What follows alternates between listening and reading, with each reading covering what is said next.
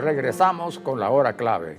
Recordamos que pueden interactuar con nosotros a través de la etiqueta numeral hora clave y le damos la bienvenida a nuestro invitado. Bueno, hoy tenemos el gran honor de recibir al Monseñor Raúl Bior Castillo, arzobispo de la Arquidiócesis de Caracas. Bienvenido. Así es. Y nadie mejor que él para acometer este pequeño, porque yo siento que es un pequeño homenaje que le estamos haciendo desde este estudio al Papa Francisco. Del Papa se ha dicho que ha sido el gran reformador, que ha sido el primer Papa de la posmodernidad, que ha sido el Papa del pueblo, que ha sido el Papa de la misericordia, pero realmente ¿cuál ha sido el verdadero impacto de su pontificado? ¿Cómo el Monseñor Raúl Bior definiría o recordaría al Papa? Son tantas facetas para recordar al Papa que uno pudiéramos hacer varios programas. Claro. Personalmente lo quiero recordar pues como una persona de gran humanidad.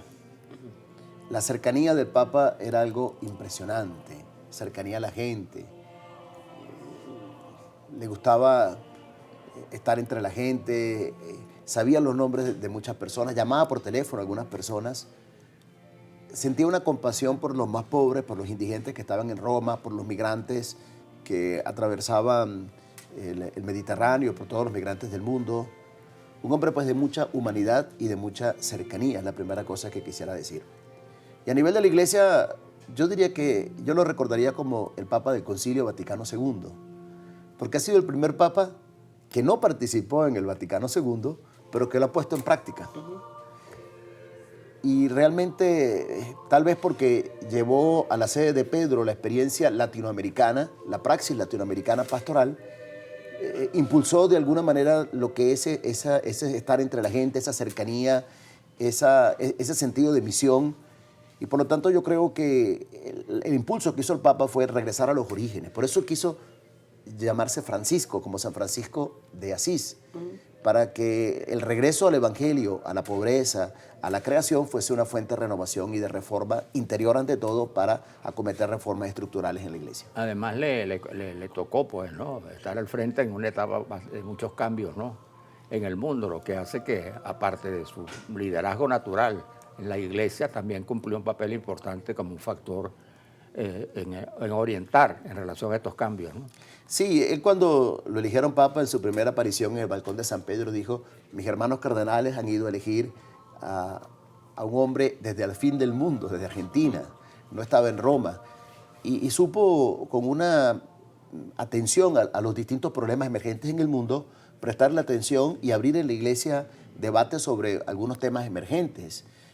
Y sobre todo, él lo quiso hacer con un corazón lleno de misericordia, por eso el año de la misericordia, de ver siempre con misericordia. Su lema episcopal era: lo vio con misericordia y lo eligió. Es una glosa de San Beda el Venerable sobre el episodio del joven rico, que dice que Jesús vio con cariño al joven rico y lo eligió. Por lo tanto, ese sentido de misericordia lo llevó a acometer algunos temas importantes internos en la Iglesia: el tema de la familia, el tema de la atención a parejas divorciadas vueltos a casar, el tema de atención pastoral a personas con otro credo, a personas con otra ideología. Y creo que se convirtió en un líder mundial en distintos temas, sobre todo por su llamada a la fraternidad universal.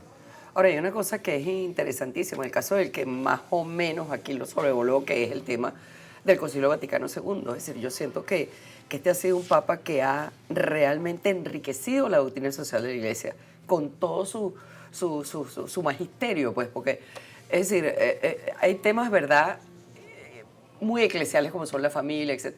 Pero hay otros temas que también son eclesiales o deberían convertirse en eso. Por ejemplo, el primer Papa que se ocupa del ambiente, el Papa que se ocupa de la trata, el Papa que se ocupa, bueno, de los abusos ya se venía ocupando también Benedicto, pero hay una serie de temas que él ha sacado a colación, los inmigrantes, etc. El tema de la paz, porque hay que ver que le han tocado guerra. Es decir, este es un mundo que parece el cuero seco de Guzmán Blanco, o sea que uno pisa por un lado y se levanta por el otro. Sí, le ha tocado muy difícil. Yo creo que el Papa se convirtió paulatinamente en un centinela moral, en una voz profética delante de una crisis global de liderazgos y sobre todo en la defensa de la gente más pobre, de la gente más sencilla. Él fue migrante porque sus abuelos emigraron con su papá. Y es de todos conocido pues esa providencia que en el barco donde tenían que ir a Argentina, ese barco después se hundió. Y ellos después no tenían el dinero para poder pagarlo y fueron 2 años después a Argentina. El hecho de ser migrante en su familia le llevó a una connaturalidad con los migrantes. Todo migrante, como vive fuera de su tierra, fuera de su cultura, sufre. Y él de alguna manera este tema de la migración lo tenía corazón. Pero el tema también de la fraternidad universal, más allá de las religiones, yo creo que es algo muy lindo. Su encíclica Fratelli Tutti, hermanos todos, todos somos hermanos, todos tenemos que buscar el bien común y eso pasa por la paz.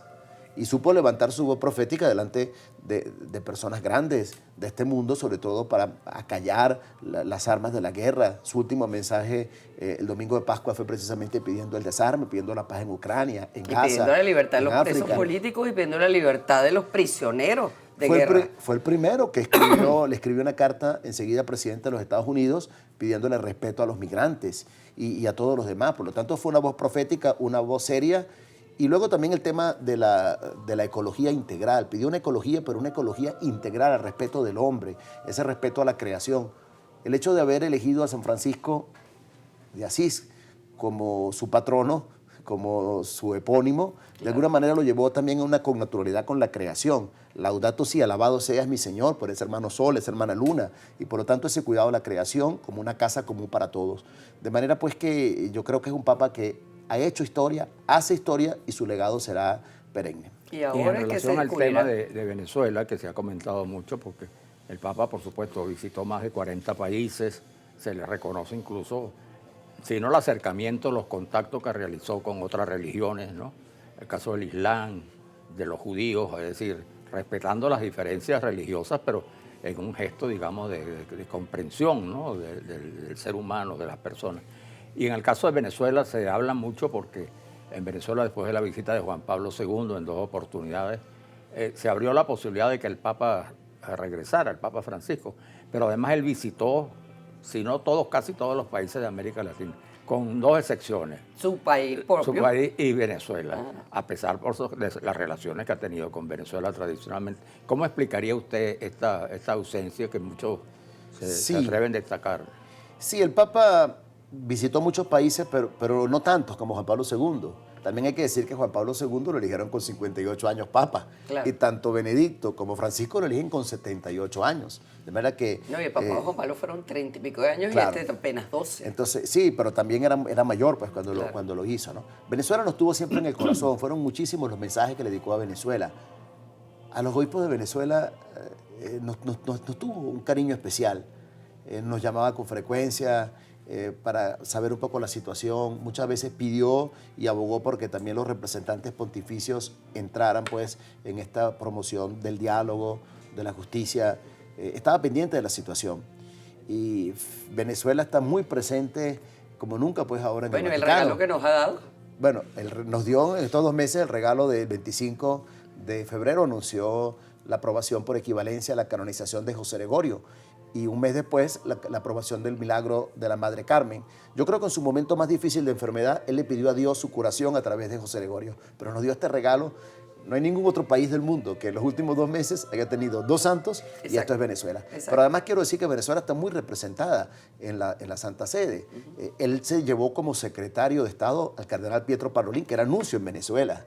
El sustituto de la secretaría... Y que quiere mucho a Venezuela. Que quiere mucho a Venezuela. El sustituto de la secretaría es Monseñor Edgar Peña. Nombró 2 cardenales, el cardenal Baltasar Porras y el cardenal Diego Padrón. El jefe del protocolo vaticano es Monseñor Javier Fernández, que es venezolano. De manera que en el Vaticano hay una gran representación. El Papa estuvo 3 veces en Venezuela. Y él me lo recordaba siempre. La última vez que hablé con él, estuve en Los Teques, estuve en Caracas. Y recordaba que subió hasta el teleférico. Y la verdad que Venezuela nos tuvo en el corazón y nos dio este gran regalo de la canonización. De manera que no le dio tiempo de visitar todos los países, pero también otros países importantes no los visitó, porque él quería ir ahí donde había mayor pobreza, donde había mayor guerra, donde había mayor necesidad. Y eso llama la atención, porque de alguna manera él quiso llevar su voz, hacerse presente pues ahí. No llegó a Venezuela, bueno, esperamos que el próximo Papa venga, pero está presente con su cariño, está presente con este gran regalo de los 2 santos venezolanos. Ahora, Monseñor, ¿qué sigue ahora? ¿Qué sigue ahora? Este periodo se llama de sede vacante. Ya esta mañana han anunciado que mañana miércoles, o que el miércoles será llevado a a la Basílica de San Pedro, su cuerpo, y el sábado será enterrado en la Basílica de Santa María Mayor. Es el primer papa en más de 100 años que no va a ser enterrado en la Basílica de San Pedro. Por su propia voluntad. Porque él en su testamento pidió ser enterrado a los pies de la María Salud del pueblo romano, en Santa María Mayor. Él siempre que salía y regresaba de un viaje iba allá a rezar. Y de hecho cuando salió al hospital fue a rezarle.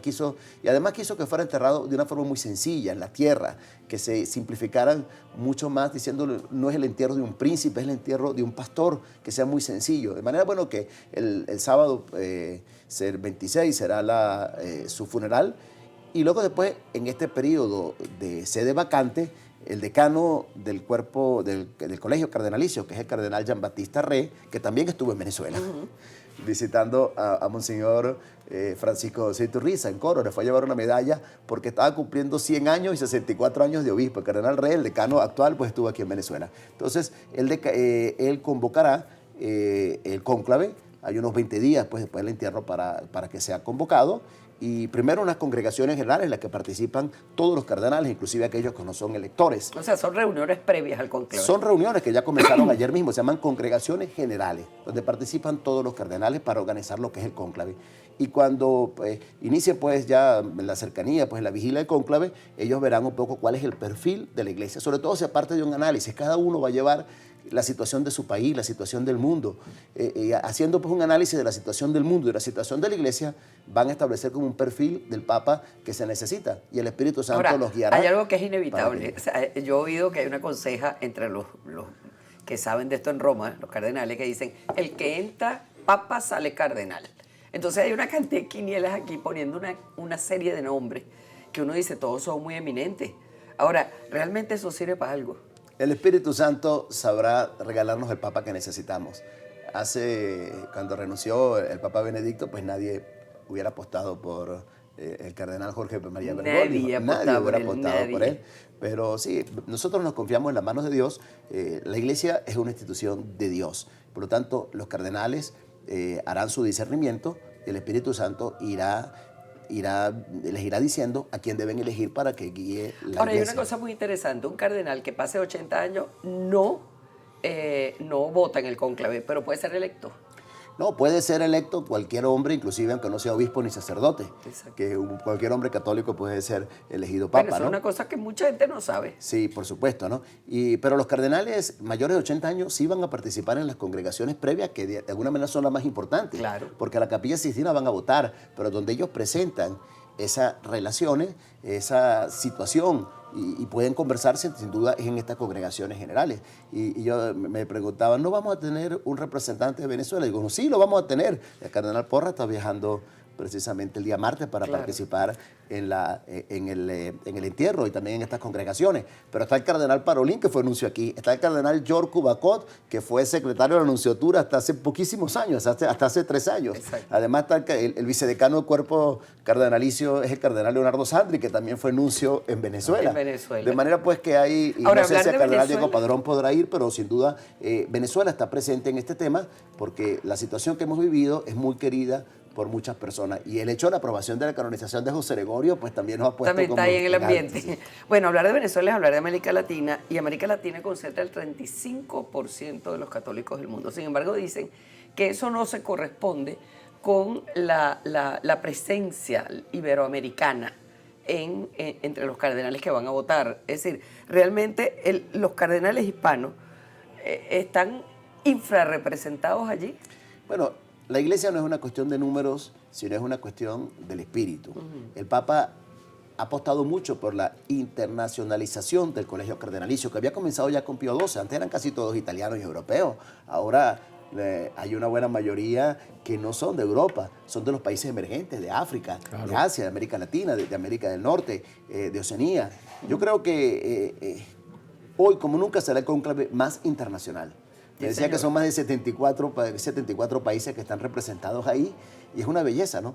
porque no se trata de que porque un país tenga menos católicos. El Papa quiso nombrar cardenal al arzobispo de Mongolia, una cosa donde los católicos no son sino 5.000. No, y no ha nombrado de grandes capitales, sino también de sitios que son Es que la verdaderamente lógica lejanos. del Evangelio no es la de los grandes números. La lógica Exacto. del Evangelio siempre es la sencillez, fe. la pobreza, la fe. Yo creo pues que es un momento para darle gracias a Dios por la vida del Papa y para rezar mucho por la Iglesia para que siga estos derroteros que el Papa... Ok, le nos ha- queda medio minutico. Se lo dejamos para que nos diga aquí en la Arquidiócesis de Caracas qué eventos están previstos para las honras fúnebres del Papa. Ayer apenas conociendo la noticia de la muerte del Papa, organizamos una misa presidida por el señor Nuncio Apostólico en la catedral. Pero como prevé el ritual, este sábado 26 a las 5 de la tarde tendremos una misa multitudinaria en la Plaza Ibarra, ahí donde fue la misa en Nazareno. Invitamos a todos los sacerdotes de Caracas, a toda la feligresía que acudamos ahí para rezar por el Papa. Yo creo que será un gran homenaje que le vamos a hacer los venezolanos al Papa y darle gracias a Dios por todo lo que él nos quiso. Entonces, sábado 26 a las 5 de la tarde en la Plaza Ibarra, una misa en sufragio del alma de nuestro querido Papa Francisco. Muchísimas gracias, Muchísimas por gracias. haber tomado esta parte de su tiempo para compartir con nosotros, con nuestros televidentes. Vamos a Muchas hacer gracias a vamos a hacer la pausa mientras los despedimos y volvemos.